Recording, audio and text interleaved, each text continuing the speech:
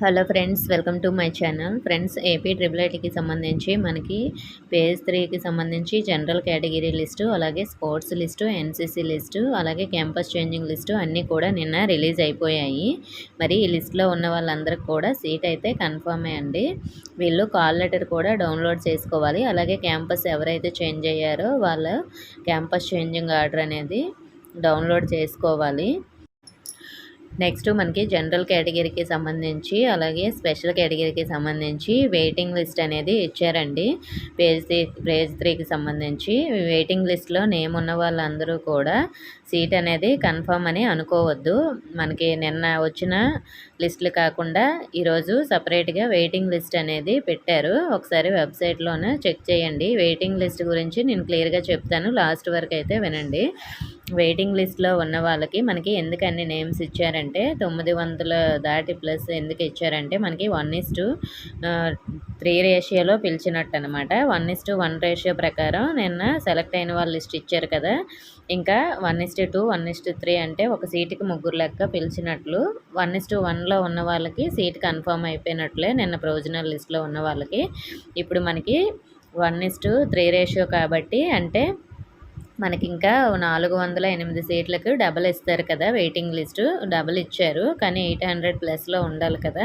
మరి ఎందుకని సీట్స్ ఉన్నాయంటే ఎన్సీసీ స్పోర్ట్స్కి సంబంధించి కూడా మనకి వెయిటింగ్ లిస్ట్ వాళ్ళ నేమ్స్ కూడా ఇచ్చారు. అంటే ఎన్సీసీ స్పోర్ట్స్లో ఎవరైనా జాయిన్ అవ్వకపోతే ఈ వెయిటింగ్ లిస్ట్లో ఉన్న ఎన్సీసీ స్పోర్ట్స్ వాళ్ళకి సీట్స్ అనేవి రావచ్చు. మీరు లాస్ట్లో చూడండి, 900 అలా ఉంటాయి ఎన్సీసీ స్పోర్ట్స్ మనకి నేమ్స్ అనేవి.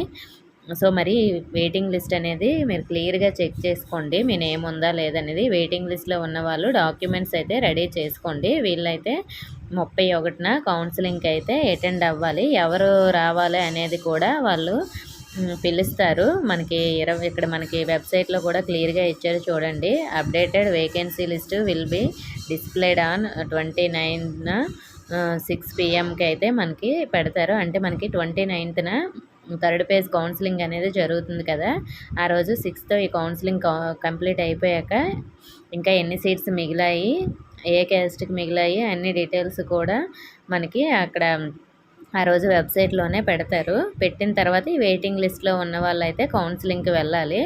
ఎవరు రావాలనేది కూడా వాళ్ళైతే పెడతారండి.